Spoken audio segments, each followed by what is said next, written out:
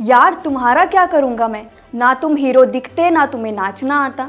ये टिप्पणी महेश भट्ट ने एक टाइम में उनके पास काम मांगने गए मनोज बाजपेयी पर की थी। एक वो दौर था जब हर कोई उन्हें रिजेक्ट करता था, छोटे मोटे काम के लिए भी दर बदर की ठोकरें खाते थे। और एक आज का दौर है जिसमें वो अपनी फिटनेस और एक्टिंग के बलबूते फिल्म इंडस्ट्री में लोहा मनवा बैठे हैं।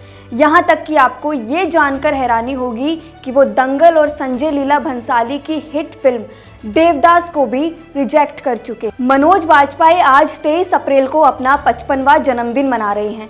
इस मौके पर जानेंगे उनके अनसुने किस्से, महेश भट्ट को लेकर उन्होंने क्या कहा और आखिर संजय लीला भंसाली जैसे बड़े डायरेक्टर की फिल्म करने से उन्होंने क्यों मना किया।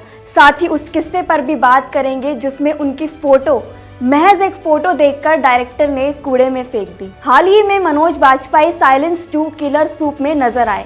पहले टेलीविजन शो, फिर फिल्में, अब वेब सीरीज में अपना लोहा मनवा रहे हैं। बाजपेयी का करियर वक्त के साथ बुलंदियां छूता रहा, लेकिन इसकी शुरुआत काफ़ी कठिन रही। अभिनेता ने बहुत स्ट्रगल किया और ताने भी सुने।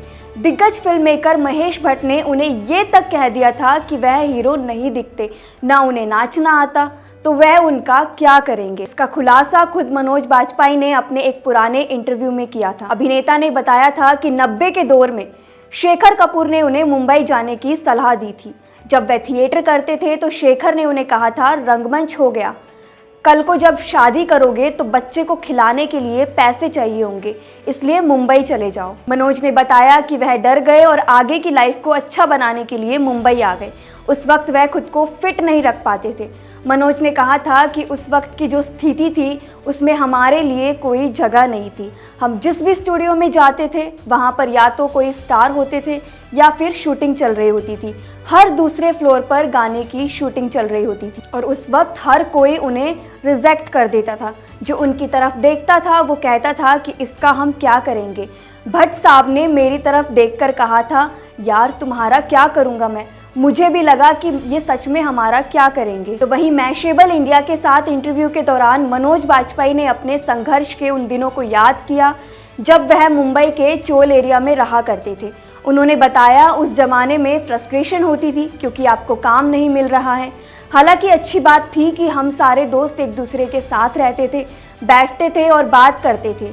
कोई कुछ पढ़ रहा है तो कोई प्रैक्टिस कर रहा है, मैं पूरे दिन बिजी रहता था। वहीं मनोज ने जब एक बार असिस्टेंट डायरेक्टर को अपनी फ़ोटो दी थी, लेकिन उसने देखते ही फ़ोटो को कूड़ेदान में फेंक दिया था। हालांकि इन सब के बावजूद मनोज बाजपेयी ने हार नहीं मानी और संघर्ष करते रहे। इसके बाद उन्हें फिल्म द्रोह काल में एक छोटा सा रोल मिला जो सिर्फ 1 मिनट का था। इसके बाद फिर उन्हें शेखर कपूर की फिल्म बैंडिट क्वीन में काम करने का मौका मिला और फिर साल 1998 में उनके हाथ फिल्म लगी सत्या। इस फिल्म में मनोज बाजपेयी को पहचान मिली। फिल्म में उन्होंने भीख मात्रे का रोल निभाया था और इसके लिए उन्हें राष्ट्रीय पुरस्कार भी मिला था। साथ ही उन्हें इस किरदार के लिए फिल्म फेयर भी मिला। आज वह अपने अलग अलग किरदारों के लिए भी जाने जाते हैं। जब बात स्ट्रगल की हो तो सक्सेस पर भी होती है।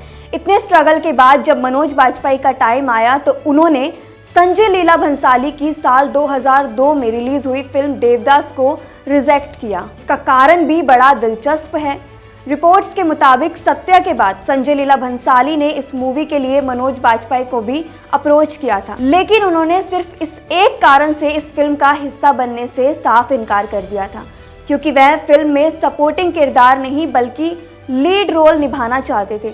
उनका मानना था कि इतनी बड़ी फिल्म में सपोर्टिंग किरदार उनकी इमेज के लिए सही नहीं है। मनोज बाजपेयी के वर्क फ्रंट की बात करें तो इस वक्त वे फिल्म पर्दे से ज़्यादा OTT प्लेटफॉर्म्स पर रूल कर रहे हैं।